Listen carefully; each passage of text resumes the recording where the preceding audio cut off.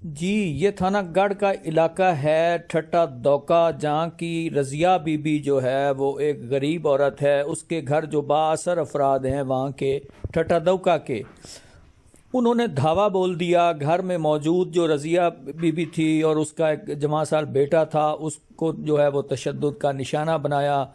اور یہ اس سے پہلے بھی جو ہے وہ 2 دفعہ انہی بیچاروں کے گھر میں واردات کر چکے ہیں. جو معاملات گاؤں کے لیول پہ جو پنچایت ہوتی ہے اس میں جو معاملات نمٹائے گئے، ظاہر ہے وہ غریب آدمی تھے اور کیا کرتے، وہ چپ کر کے بیٹھ گئے. لیکن جمعرات کے دن جو ہے وہ دن 12 بجے پورے گاؤں نے دیکھا، انہوں نے بیچاروں کے گھر کی تقدس کی پامالی کی، 4 دیواری پھلانگ کر آئے، ان پہ تشدد کیا، گھر میں جو چیزیں تھیں ان کی توڑ پھوڑ کی اور وحشت پھیلاتے جو ہیں وہ چلے گئے.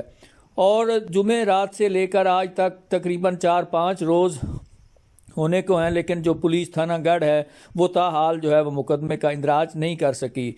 تو آج بھی ان کی سلسلہ میں تھانہ میں پیشی تھی. اب کیا ایکشن لیتے ہیں ایس ایچ او تھانہ گڑھ، یہ تو آنے والا وقت ہی بتائے گا. لیکن جو اس علاقہ میں جو جاگیردار ہیں، وڈیرے ہیں، جو بااثر افراد ہیں، جو کھاتے پیتے لوگ ہیں، وہ غریب غربا کی زندگی جو ہے انہوں نے اجیرن کر کے رکھی ہوئی ہے. کوئی ان کا پرسان حال نہیں ہے، کہیں بھی ان کی سنوائی نہیں ہوتی. بس یہی ہوتا ہے کہ تعلق بیس پہ وہ لوگ جو ہیں وہ معاملات جو ہیں وہ ایسے ہی نمٹا لیتے ہیں. تو یہ ہے جی واقعہ دلفراش جو تھانہ گڑھ فتح شاہ کے ٹھٹا دوکا میں پیش آیا. جی میرا پوتر تو میں کھلوتا ساڈے گھر دے رہاں تے میری مسیر تے دو میں لڑدیاں پیاں ستریہ گھر دا تے جڑا ہی کوئی نہیں گیا. انہاں دی ماں جڑی چور ساڈا بچی پینا انہاں دی ماں نے زیادتی کیتی تے بولن لگ گئی ہے.